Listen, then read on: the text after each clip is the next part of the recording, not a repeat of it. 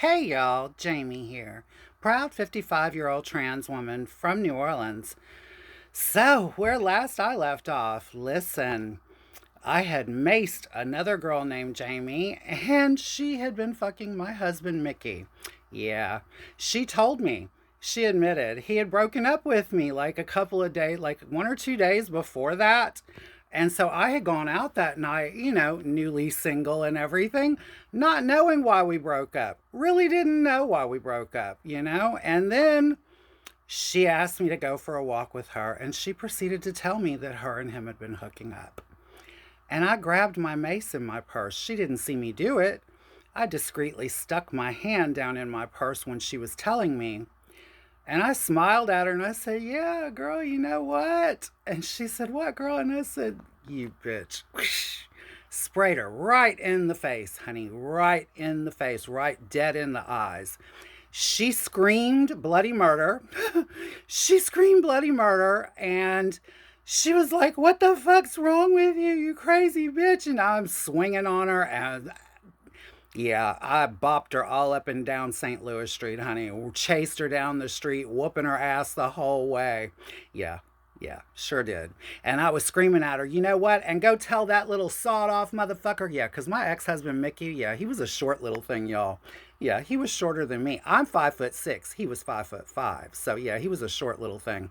I told her, I said, "You go tell that little sawed off motherfucker if he wants some, tell him to come get some too."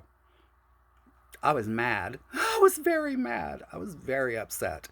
So, y'all, that lasted.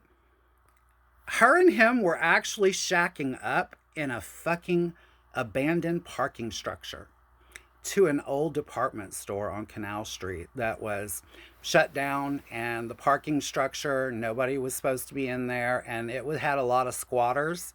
A lot of squatters were staying in there, and yeah, him and her set up house in that little parking structure, I guess.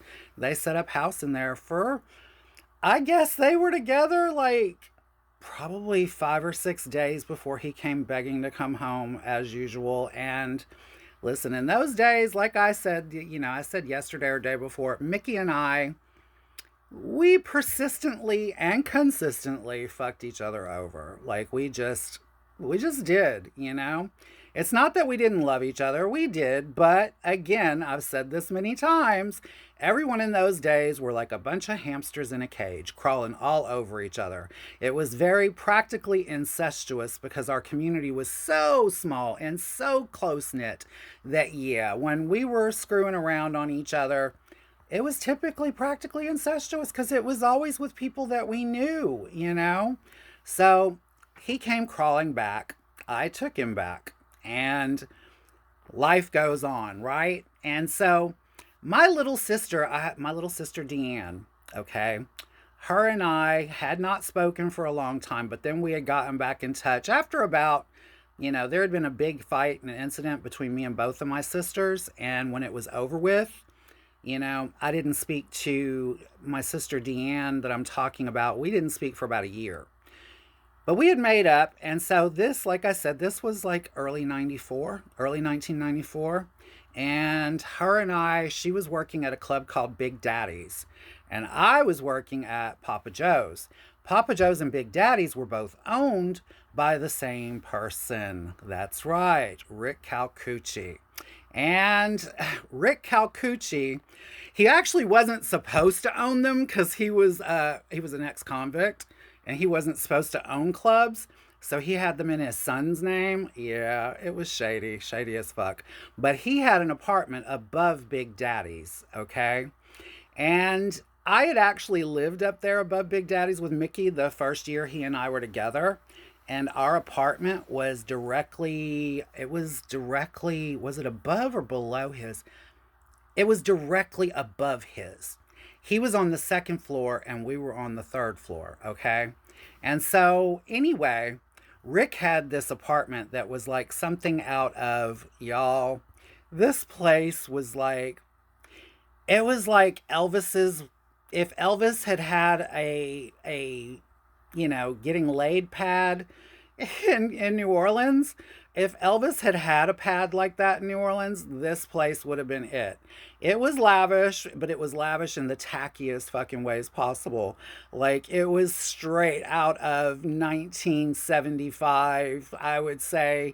Playboy, those little letters that guys used to write into Playboy about how they had their hottest sexual experiences. Yeah, those letters.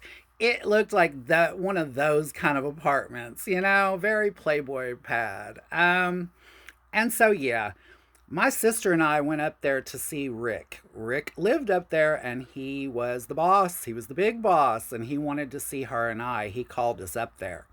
Now, I had made money off of Rick by myself before. Rick was famous for being with the dolls. And my sister had made money off of Rick before by herself. Now he wanted to see the two of us together. Well, I know that that sounds kind of weird, but my sister and I actually made money together a lot in those days. So we asked Rick, what did he want, and we're thinking we're going to have to do the old, you pass him this way, you pass him that way routine. And Rick says, no, I want to watch you fuck your sister to me. He said, no, I want to watch you fuck your sister. And I said, Rick, you do, both of us were like, Rick, you do realize when we say that we are sisters, we don't mean like street people who say, oh, that's my cousin, or oh, that's my brother, or oh, that's my sister. We literally came out of the same vagina. And he said, I know. That's why I'm offering you $500 a piece. And if y'all want to know what happens next, honey, y'all know the routine. Be here next time and I will too. I love you all. I love you all for watching and I love you for the comments. Please repost this. It helps. Talk to you later. Bye-bye.